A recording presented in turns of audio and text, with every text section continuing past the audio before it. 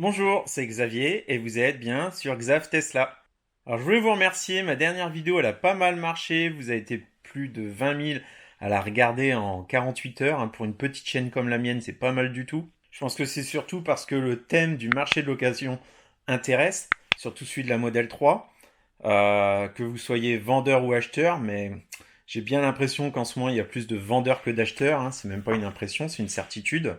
J'ai préparé une petite compilation de commentaires qui sont liés à cette vidéo, les commentaires qui reviennent de façon assez récurrente, ou bien ceux qui ont été le plus likés. Je vais réagir à ces commentaires et vous donner mon avis. Allez, on repasse en voix off.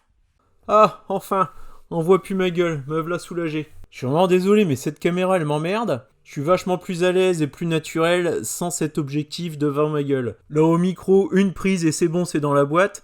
Avec la caméra, putain, mais j'en finis pas quoi. Si c'est diffusable, je vous mets un best-of en fin de vidéo. Bon alors, vos commentaires.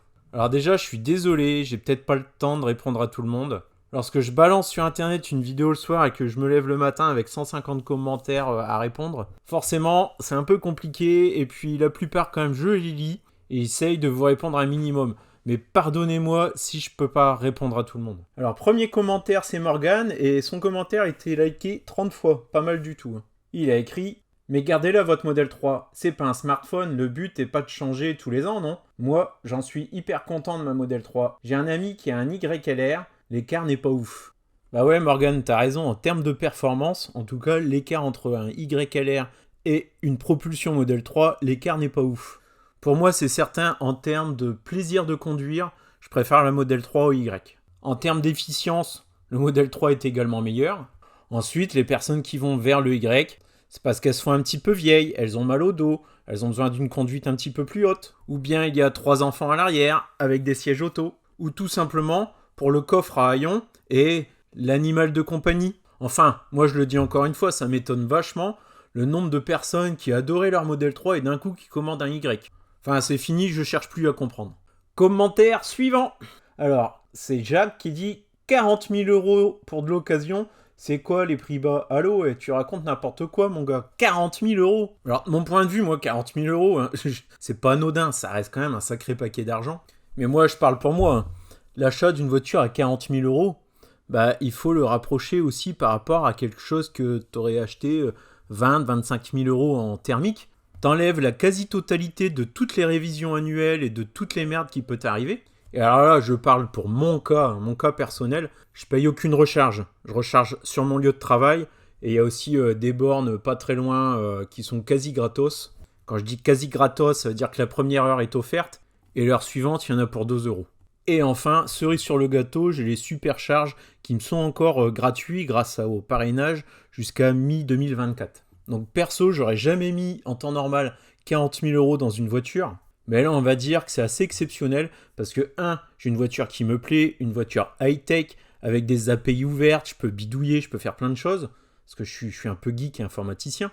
Elle est fun à conduire, j'ai des performances qui se rapprochent d'une supercar des années 90. Et en plus, elle ne décode pas des masses, hein.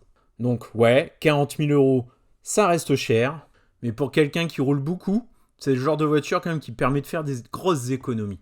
Et même sans forcément rouler 50 000 km par an, moi je sais que maintenant, des trajets que j'ai à faire d'une centaine de kilomètres qui ne sont pas, on va dire, obligatoires, je les fais sans même me poser de questions parce que ne rentre pas en compte le prix à la pompe. Je sais même plus combien coûte un litre d'essence. Alors oui, 40 000 euros c'est cher, mais là, on parle de véhicules quasi neufs. Pour la plupart, ils ont moins d'un an ou un petit peu plus d'une année. Et c'est 40 000 euros. Enfin, moi, je le perçois comme ça. C'est aussi, je me suis acheté de la liberté de me déplacer sans contrainte financière. Bien entendu, ça, on peut le faire avec d'autres véhicules électriques moins onéreux. Mais pour ceux qui peuvent se le permettre, bah, les modèles 3 de chez Tesla, c'est quand même aussi un véhicule fun et geek. Donc il y a le petit côté quand même, il faut se l'avouer, le petit côté on se fait plaisir. Allez, au suivant. Alors c'est Edo qui dit moi je garde ma modèle 3, Love a Story. Bah moi je dis t'as bien raison. Et je pense personnellement que je vais garder ma modèle 3 un sacré bon moment. Mon US, la première que j'ai eue, que j'ai attendue pendant, on peut parler en termes d'années. Je pensais même pas avoir une Tesla un jour, hein. Je regardais Electron Libre avec sa Model S Morpheus et je roulais en Dacia Sandero GPL plus éthanol. Je comprends qu'il y a plein de personnes, comme moi avant, hein, qui rêvent d'avoir une Model 3 et qui ragent de voir ses prix qui restent élevés, même en occasion. Mais faut pas oublier que ce modèle, il est quand même à 53 000 euros passés neuf. Il faudra encore attendre quelques années, je pense, pour en voir à 20-25 000 euros. D'ailleurs, ma Model 3 US, j'ai une LOA de 5 ans dessus. Son prix de rachat est de 21 000 euros.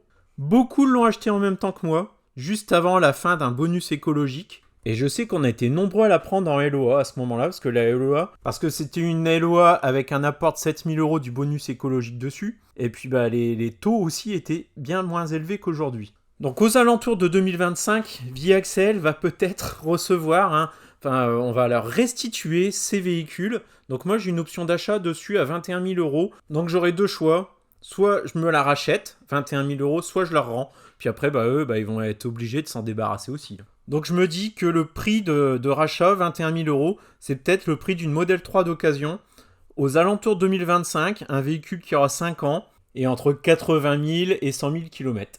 Bon allez, commentaire suivant, c'est celui de Richard. En tant qu'acheteur français potentiel d'une Model 3 d'occasion, la moins chère que j'ai pu trouver est une SR Plus de 2021 avec une trentaine de milliers de kilomètres. Très honnêtement, je ne valide pas. J'apprécie pas à ce stade du marché que le vendeur se mette dans la poche le bonus écologique en fait. Bon, alors ce genre de remarque, c'est une remarque qui revient souvent. Je comprends la remarque. Par contre, aujourd'hui, le véhicule, au prix neuf, il a aussi augmenté. On est dans une période, enfin, du moins en été, parce que là, c'est en train de changer. Mais bon, pour l'instant, on n'a encore rien vu venir non plus. Dans une période où se faire livrer une Tesla, il y avait quasiment une année de délai. Donc uniquement pour, on va dire, paraître sympa, et il y en a qui diraient honnête, à quel moment une personne irait revendre son véhicule moins cher que ce que le marché en demande et ce que les gens sont prêts à mettre. Malheureusement, le monde des bisounours, c'est pas la réalité. Je pense qu'il fallait surtout profiter des Model 3 lorsqu'elles étaient à 37 000 euros, bonus déduit. Surtout que le type, là, s'il revend sa Model 3, on va dire à un bon prix, 30 000 euros, puisqu'il l'a touché à 37 000 euros, il se rachète quoi derrière ? Le même véhicule, il est à 53 000. Ça ferait qu'en une année, il se permettrait de vendre 23 000 euros moins cher que le prix du neuf actuel ? C'est pas juste non plus. Puis ce que je tenais à dire aussi, c'est qu'on parle beaucoup de Tesla, mais les tarifs d'occasion, ils ont augmenté pour tous les véhicules quasiment. C'était la disponibilité des véhicules neufs qui a fait grimper les prix surtout. C'est pas le monde Tesla. Et ça n'a même pas touché uniquement que les véhicules. Moi, je travaille en informatique, je dois commander de grosses quantités d'ordinateurs. Pendant le Covid, je peux vous dire qu'ils ne se sont pas gênés pour se gaver sur le prix des PC. Un malheureux casque pour faire du télétravail, un casque qui était à peine vendu 10 balles avant Covid, pendant le Covid, il s'arrachait à 50 euros.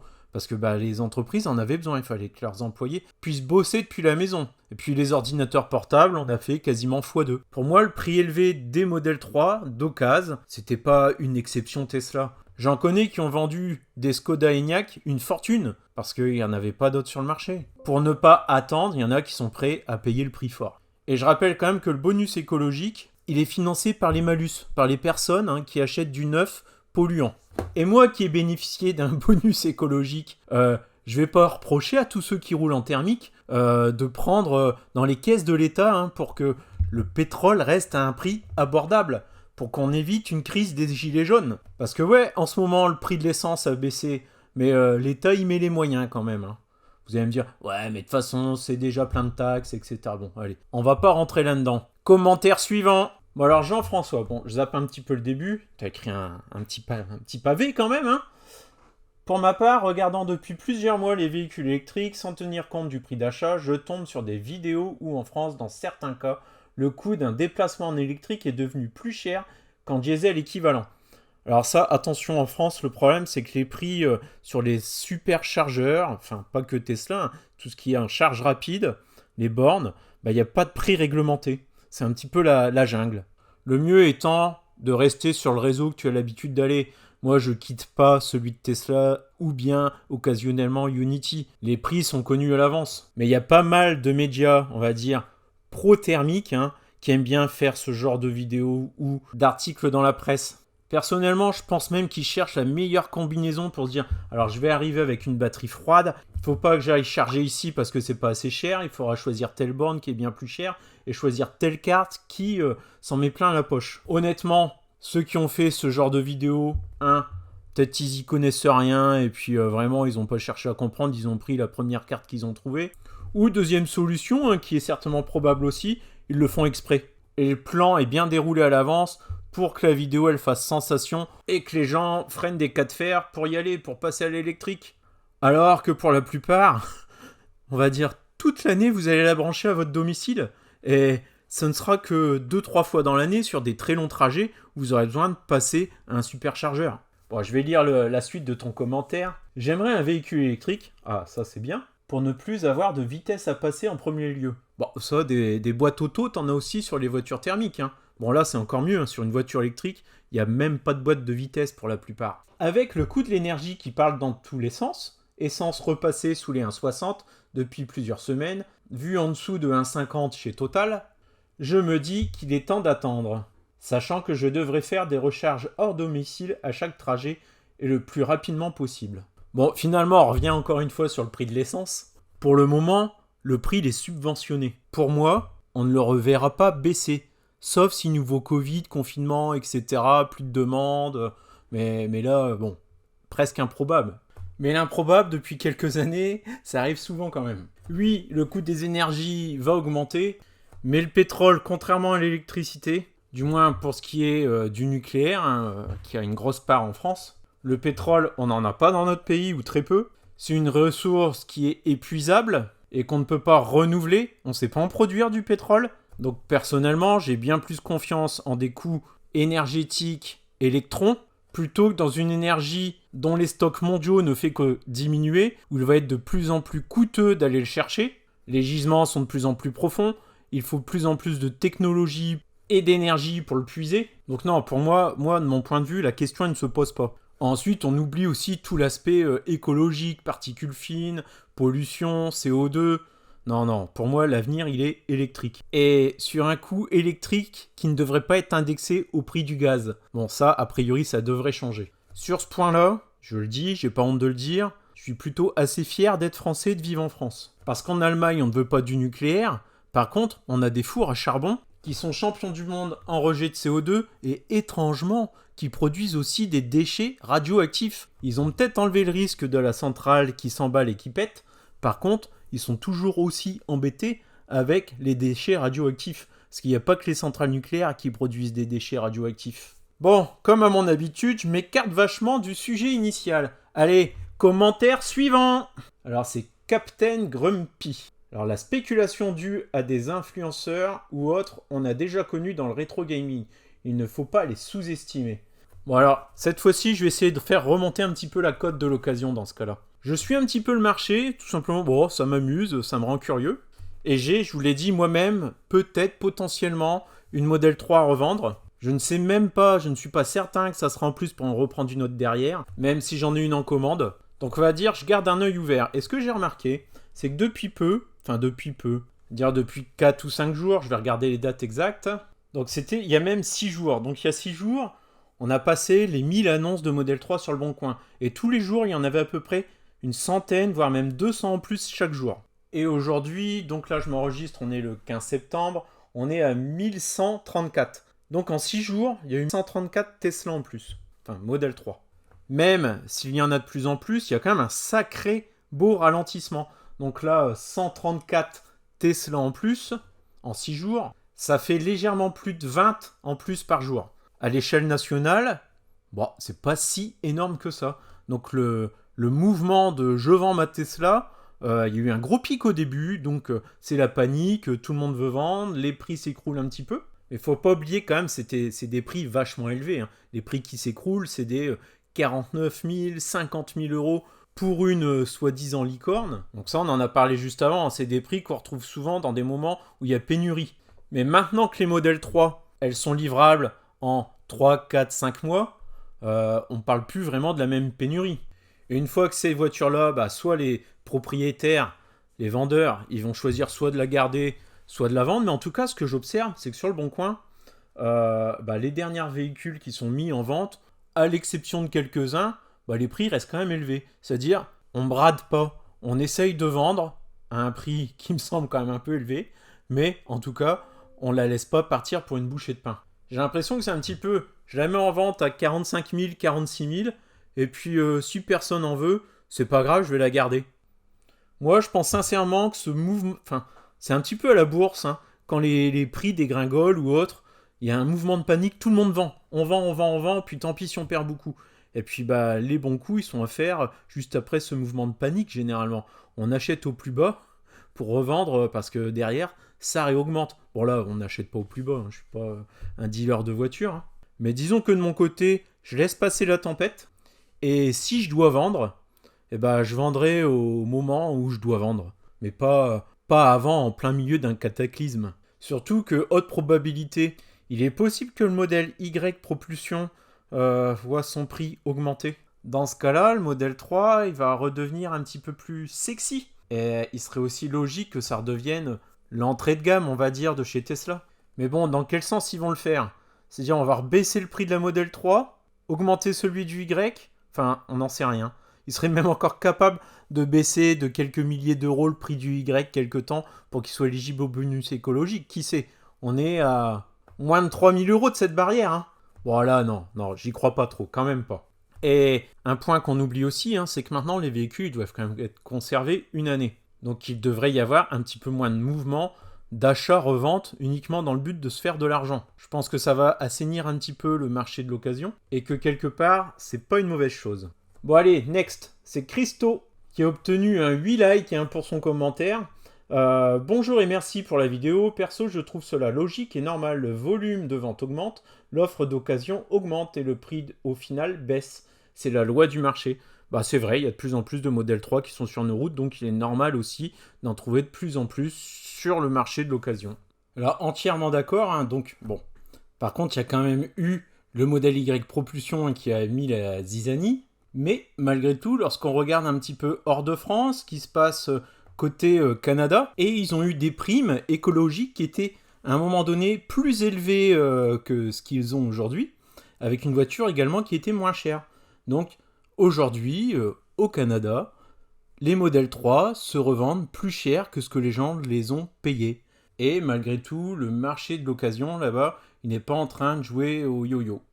Par contre, le modèle Y Propulsion n'est plus disponible au Canada. Pour moi, c'est quand même le modèle Y Propulsion qui a mis la zizanie en étant moins cher que le modèle 3 en France. Donc, si j'aurais un conseil à vous donner, à vous qui êtes prêts à brader votre modèle 3, c'est déjà, est-ce que le modèle Y, pour vous, est-ce que c'est vraiment important de l'avoir par rapport au modèle 3? Honnêtement, le modèle 3, vous avez été embêté combien de fois avec? Vous vous êtes dit, on aura un Y, ça serait quand même mieux. Si c'est une ou deux fois dans l'année, laissez tomber. Hein. Allez chez Leclerc ou je ne sais où, louer une camionnette la demi-journée où vous en avez besoin. Et si vous n'avez pas un besoin immédiat, on va dire, et que c'est pas bien grave si vous passez à côté, moi je serais vous, j'annulerai pas ma commande. Je me prendrai pas la tête, déjà j'attendrai patiemment de recevoir un VIN, parce que Tesla a beau vous dire que vous allez l'avoir dans 3 semaines, hein, votre modèle Y, il y a des dates là quand même qui sont très très proches. Si pour l'instant vous n'avez pas encore de VIN, avec Tesla il faut s'attendre à tout. Hein. Des annonces de livraison en novembre, ça peut très bien être novembre de l'année suivante. Ne pas vous presser hein, d'avoir l'argent sur votre compte et de ne plus avoir de véhicule pour vous déplacer. Parce que vous ferez bien la gueule hein, si vous avez vendu votre véhicule pour beaucoup moins que ce que vous pensez. Et que derrière, au moment de la livraison du modèle Y, son prix augmente. La cote de la modèle 3 elle va augmenter aussi. Donc vous auriez peut-être pu la revendre plus cher, qui sait, plutôt que de la revendre en même temps que tout le monde. Personnellement, ma dernière livraison de Tesla, j'ai fait un virement 3 jours avant la livraison. Alors ils m'ont harcelé. J'ai reçu un SMS tous les jours pour dire qu'il fallait régler le véhicule avant. La date de livraison était planifiée. Hein, ça n'a jamais. Ne pas virer l'argent n'empêche pas de planifier une date de livraison. Donc ne cédez pas non plus à la pression Tesla. Vous avez à peine votre VIN, la livraison est prévue dans 3-4 semaines. ne vous inquiétez pas, vous avez le temps pour faire votre virement. Mais on va dire foutu pour foutu, si vous abandonnez l'idée de revendre votre modèle 3 parce que vous avez un trop gros delta à y mettre, moi je serais vous, je garde ma commande jusqu'au dernier moment, on sait jamais. Ensuite, si vous voulez récupérer le 250 € que vous avez mis votre ticket de loterie là, pour switcher entre un modèle 3 et un modèle Y, si vous voulez récupérer ces 250 €, il faudra, je pense, insister un petit peu auprès de Tesla. Par défaut, ils ne vous les rendront pas.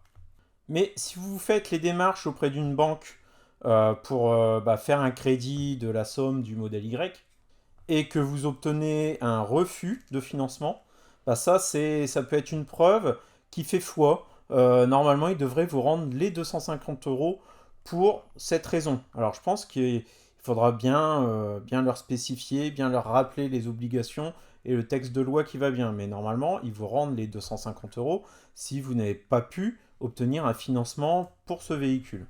Bon, après, je ne vais pas vous expliquer comment obtenir un refus de financement, mais normalement, vous n'oubliez pas de dire que vous avez d'autres crédits. Hein, vous oubliez de dire que vous avez une épouse qui gagne bien sa vie. Enfin, vous faites tout l'inverse que ce que vous faites habituellement pour obtenir un crédit. Ça devrait pas être trop dur.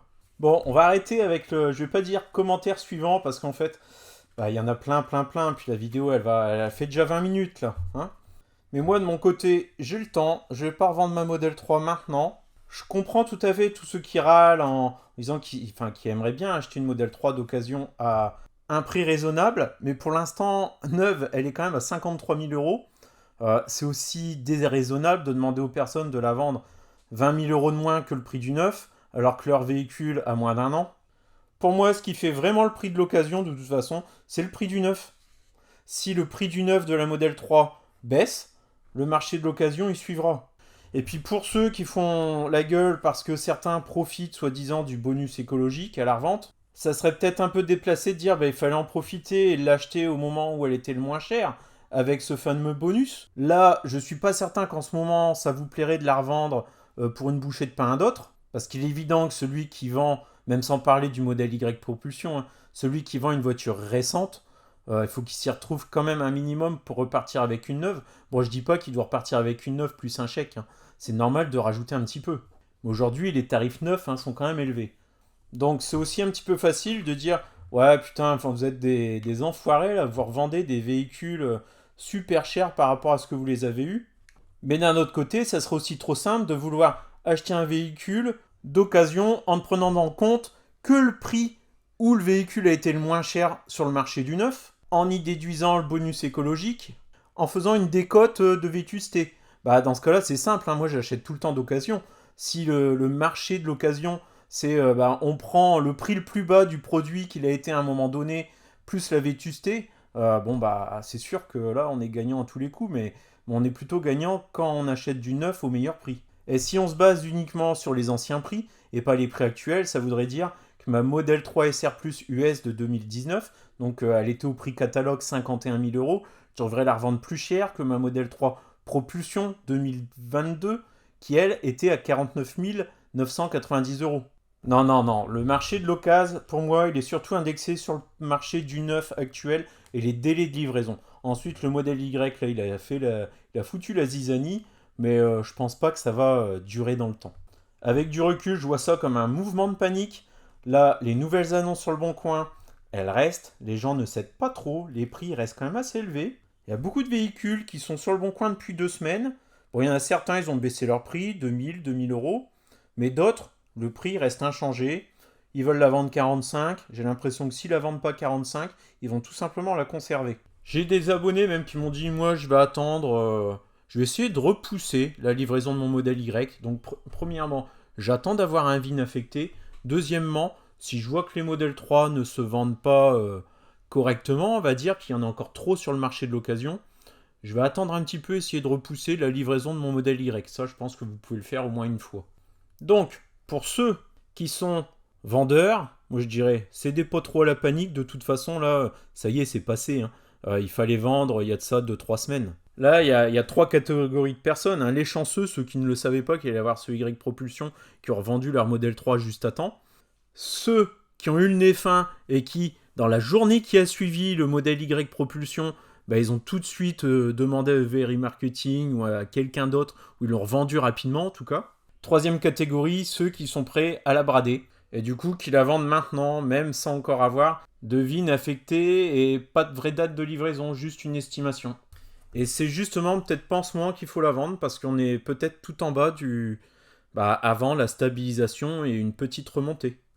Et encore une fois, c'est votre argent, ça n'engage que vous. Moi, je donne juste le fond de ma pensée, mais je n'ai rien à voir avec votre portefeuille. Perso, je me dis que j'ai déjà la chance d'avoir une Tesla. Je vais pas essayer de faire le casse du siècle en vendant une. J'ai du temps, je vais observer un petit peu comment le marché se comporte. Je ne cède pas sous la panique. Dans tous les cas, je sais que je vais quasiment rien perdre dessus. Je pense même, parce que ma Model 3, je l'ai eu, il me semble, à 39 000 euros. Je vais pas chercher à la vendre 50, hein. Ça aurait été possible, mais c'est trop tard. Mais c'est pas pour autant que je vais la brader et puis faire le bon samaritain. Bah écoute, moi je l'ai utilisé une année, je te déduis le bonus écologique, puis je te la vends à 30 000.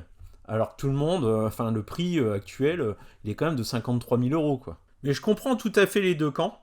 Mais aujourd'hui, il serait encore possible d'avoir une Tesla Model 3 neuve pour 40 000 euros. Bien entendu qu'on la lâcherait pour 30 000 euros, mais c'est pas le cas. Donc, sauf si le prix de la Model 3 baisse, bah, si on est acheteur, je pense que sur le marché de l'occasion, il y a pas mal de gens un petit peu en panique, et il y a peut-être des bonnes affaires à faire aussi. Alors, c'est sûr, on pourra toujours s'attrister en disant ouais, mais là, je l'achète d'occasion ce prix-là, et bah, il y en a qui ont des commandes, hein, mais les commandes, ils les ont passées il y a un an quasiment, et qui vont en toucher une quasiment le même prix que ce que j'achète d'occasion. Bah ouais, mais il y a un an, vous étiez où? C'était 100 euros pour la réserver. Hein. Ensuite, il y a la question éthique. Mais je peux vous assurer que l'éthique, ça dépend de quel côté vous êtes de la barrière. Hein. Les industriels et enfin le monde en général en ce moment ne profitent pas un petit peu de l'inflation. Et pourquoi un particulier pourrait pas en profiter au moins une fois dans sa vie? Le marché est comme ça, il y a des acheteurs qui sont contents de toucher une Model 3 d'occasion moins cher que ce qu'ils ont en neuf et surtout disponible immédiatement. Et ben moi, je lance la pierre à personne. Après, je suis bien conscient que certains aimeraient acheter une Model 3. Niveau financement, ça coince. Donc ils espéraient au bout de 3-4 ans après sa sortie commencer à trouver des occasions compatibles avec leur budget. En plus, il y a ces histoires de bonus éco et d'achat-revente en masse, on va dire. Donc là, bah, ça va se calmer puisqu'il faut quand même une détention d'une année. Mais je serai quand même un petit peu moins dur que le dernier commentaire de Camille et Cédric en VE. Enfin, il ou elle, je sais pas qui l'a écrit. Et ils ont bien eu raison, ils ont roulé dans une super bagnole pendant 6 mois, se sont fait un billet dessus et ont racheté une autre Tesla neuve pour repartir de plus belle. C'est surtout la jalousie des autres et leur somme qui est à pleurer de rire. Bon, allez, cette fois-ci, on s'arrête là-dessus. Ciao, à bientôt dans une prochaine vidéo. N'oublie pas de t'abonner si c'est pas encore fait. Bonjour, comment allez-vous? Alors, bonjour, j'espère que ça va bien. Moi, ça va. Bonjour à tous et à toutes. Alors, petite vidéo aujourd'hui. Bonjour à tous et à toutes, j'espère que vous allez bien. Je voulais faire une petite vidéo sur réaction. Bonjour. Bonjour et bienvenue dans cette nouvelle vidéo. Je voulais vous faire un petit récap. J'ai pas eu beaucoup de temps pour... Bonjour et bienvenue dans cette nouvelle vidéo. Bonjour. Bonjour et bienvenue dans cette nouvelle vidéo. Aujourd'hui, je voulais... Bonjour. Bonjour, je voulais faire... Bonjour et bienvenue sur Xav Tesla. Ouais, après tu dis quoi, gros con? Bon, allez. Bonjour et bienvenue sur Xav Tesla. Je sais plus ce que j'allais dire. J'ai perdu mon texte. C'est ça de pas écrire. Bonjour et bienvenue sur Xav Tesla. Aujourd'hui, dans cette nouvelle vidéo... Punaise, je devrais faire quand même des... Ouais. Bah.